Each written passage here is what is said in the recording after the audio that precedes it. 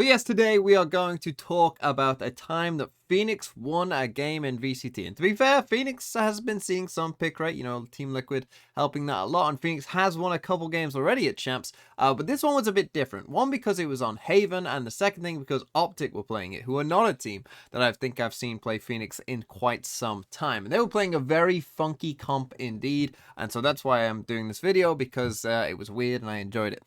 Because they were playing double Sentinel, Killjoy, and Chamber, a Phoenix obviously as well, and then the Fade and the Omen is somewhat normal, but this led to a very weird comp. And when you look at this comp, you probably think, oh, this is going to be a really good defensive comp, they're going to struggle on attack, and that's, I'm pretty sure, what all of us thought, but actually went completely the opposite way, where Optic's attack was insane, and their defense actually struggled. And let's start with that defensive side, shall we, here in round number 4. So this is the first full gun round for both sides. Optic are on the defense, and actually they're going to go for something a bit weird, because you can see that they're going to go for this mid push down here. Now this is something that you see in quite a lot of pro games these days on this map, because it works a lot, and you should probably try this in your ranked games as well if your teammates are willing to listen, because it does work quite often. But because it is quite normal, you can see that XSET take a main, and they take it without a challenge, right? There isn't too much going on there in terms of resistance from Optic, which maybe they thought was a bit weird. So BCJ, he's quite cognizant that something might be a bit up, and he is watching it, as I said, because this is somewhat normal these days, and he manages to win that first fight, and sees that, okay, yeah, they were pushing mid, sends out the Prowler, sees that Marv's there as well. Very good info from BCJ, good awareness from him, and so, Optic kind of, the jig is up, right? They can't carry on like that. So they decide to come back towards the A site, knowing that XSET are kind of in this position here.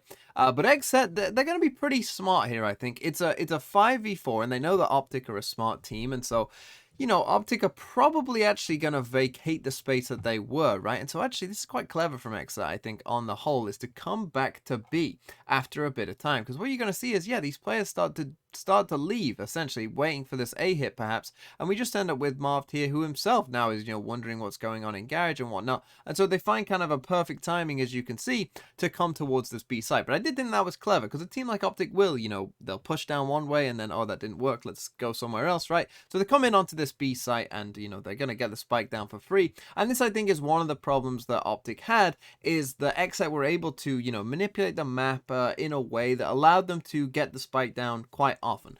And so that isn't great for Optic because of their comp, right? You have a Chamber who's not really bringing too much to a retake. The Omen could be pretty useful with the smokes and the flash and whatnot. Obviously, the Fade is going to be good. But then a Killjoy as well, without an ult isn't going to bring too much to a retake either. So they were ending up in a lot of these retake scenarios, and it wasn't going too well for them overall, because they just didn't have the agents to bombard a site with utility and retake that site very comfortably. It ended up being a bit messy, and it needed some hero plays, and this one is actually going to be pretty close. They get a bit lucky with that kill there from Marv, but you see that they're going to send in a Prowler, they send in the Fade Haunt, and now you've got essentially nothing, right? And this is what I mean, that Cryo's going to go completely unnoticed here at the back of site and end up kind of winning this round for XSET, because they just don't have that much utility to get that retake on the go. And so they don't check that angle, right? So you end up with Zekken getting that first kill on Ye there, and we end up in this position. You see Cryo turns the corner, he finds a free kill. FNS is about to go crazy, and he's going to find 3 kills and make this look like it's winnable, but you have to take into consideration that, how often is FNS going to, get those 3 kills, without utility and just manage to do that. That's not like a sustainable thing that you might think for Optic in general, and so they do end up losing the round anyway, and I think that, they did struggle on this defensive side, I think, with some of these retakes. But now let's come to round 9 as well, because another crucial thing that Optic's comp can't really do that well is hold a lobby control. And this is kind of in some pro games, this is like 90% of the game. The meta on this map has really become about controlling this little square.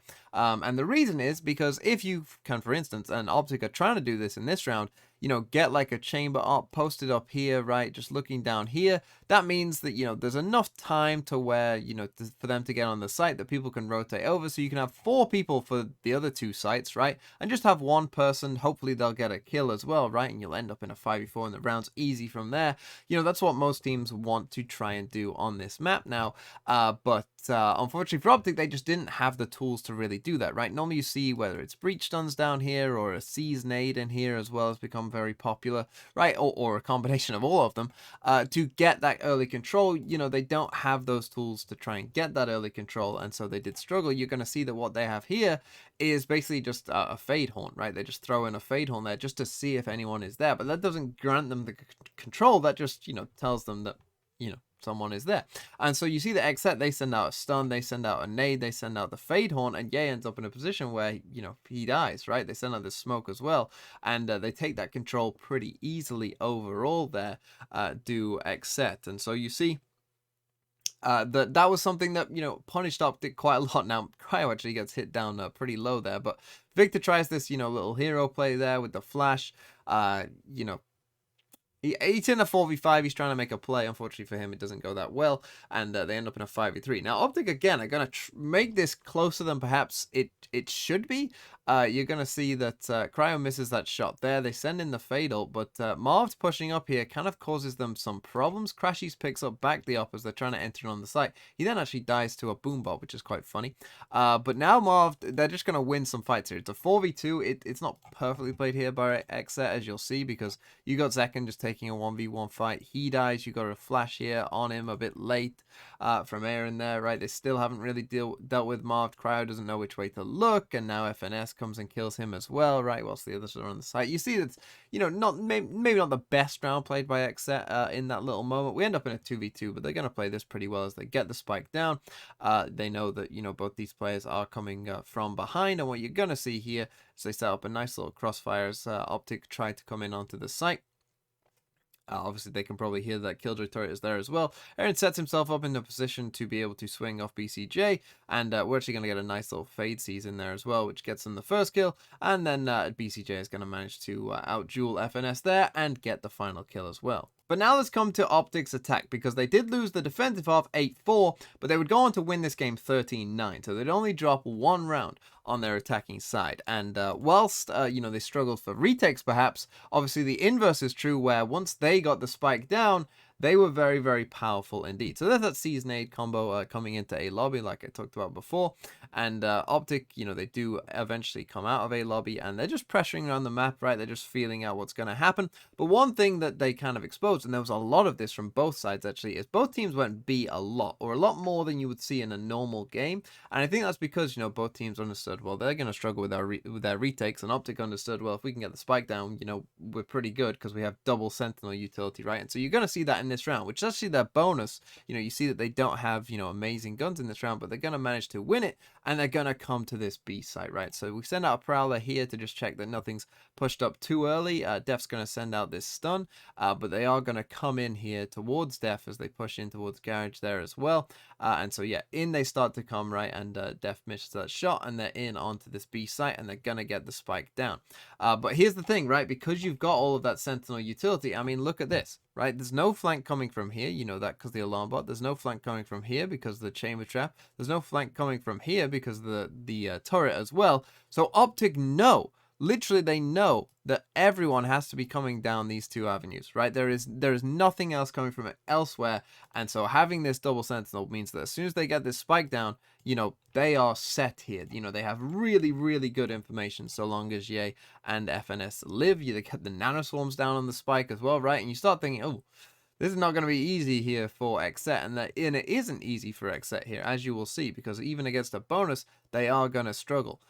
Because you'll see what happens is they know, as I said, because they know that these players have to be coming from here, Marv does a really nice flash for Ye to swing out with. He's the one with the rifle, and it's Ye, so he gets 2 kills. And, you know, it ends up going really well for them. Crashies is actually playing aggressive in this smoke as well, right? And he gets 1 before he gets traded. And so we end up in this 3v2 for a little while here. And what you're going to see is that Victor manages to get that kill. Sure, Aaron will get that one. But at this point, you know, you've still got the nanoswarms on the spike. Actually, it was a Phoenix ult as well.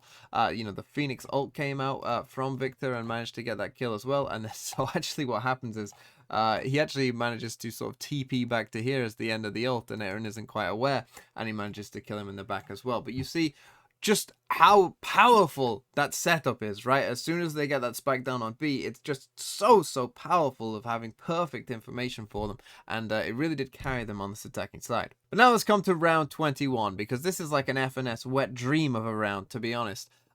He's just going to be able to move around the chess pieces on the board exactly as he wants, and XSET are going to just get completely bamboozled. It's just a brilliant round, to be honest, from Optic, this one, as you will see. And this is like what they're so good at, right? And it's so hard to play them when they pull out rounds like this. So we start off with an early season 8. I mean, they even seem ready for that, to be honest. This is coming off an XSET timeout as well.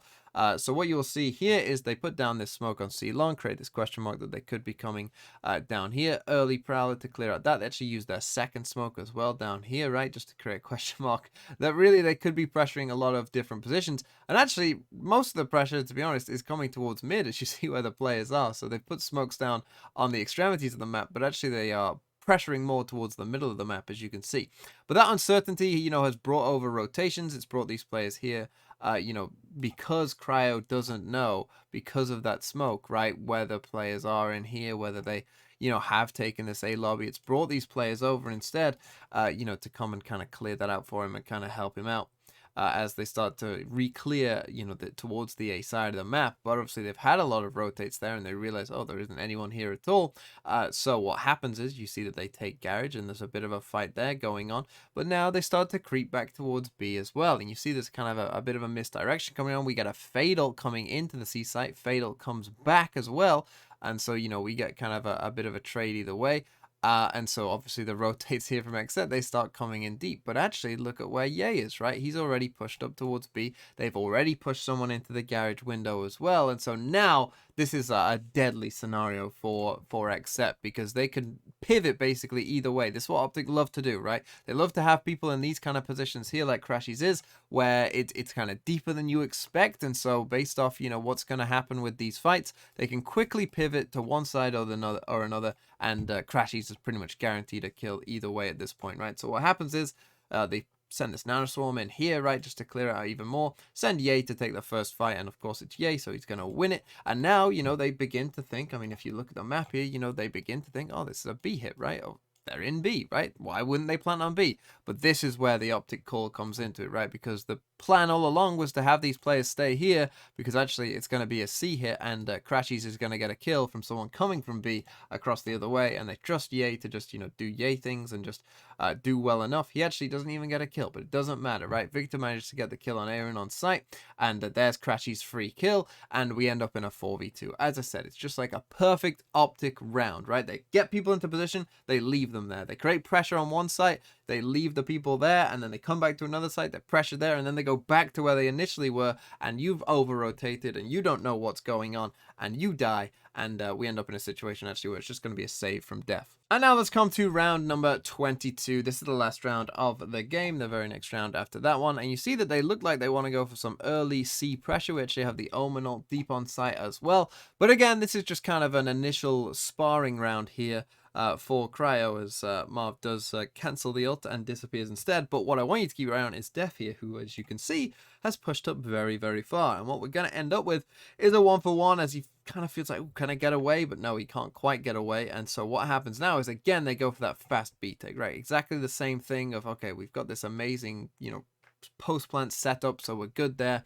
Let's not worry about that. And so they start to come in towards B, and Victor actually pops the ult. And I love this as an idea, right? Using this Phoenix ult here, what's going to happen is he's going to clear out all of this space. He's not even going to get a kill. But what that does is it allows Ye to just sit here, right, with an op, and basically mean that no one can come down here because it's Ye with an op. So, you know, you're not going to win that fight. And then again, they have this set up here, they have this set up here, right? So basically, it means that they can only come from one direction without Optic having very good info or them just dying straight away. It's just a very powerful setup, right? So in comes this Phoenix ult. As I said, they use both flashes. Victor just keeps running, he keeps going. You know, an XSET, obviously, they run away. They don't want to die to the Phoenix ult. But now Ye is set up there, right? And so now, again, Optic know where this is coming from, right? So they just stop fighting. Victor and Crashies just go, okay, well, we're just going to fight it, right? We know exactly where you are. They trade that kill out there. Ye finishes off. And you see, like, the idea behind this comp. And the fact that those B hits and those B retakes are a lot harder against Optic's comp than they normally are. And so I thought that was really well played by Optic. They played to their win conditions pretty well. And the Phoenix got the win, even though, you know, Phoenix wasn't the most, you know, destructive force in the entire game. It did provide them some value, as we saw in that last round.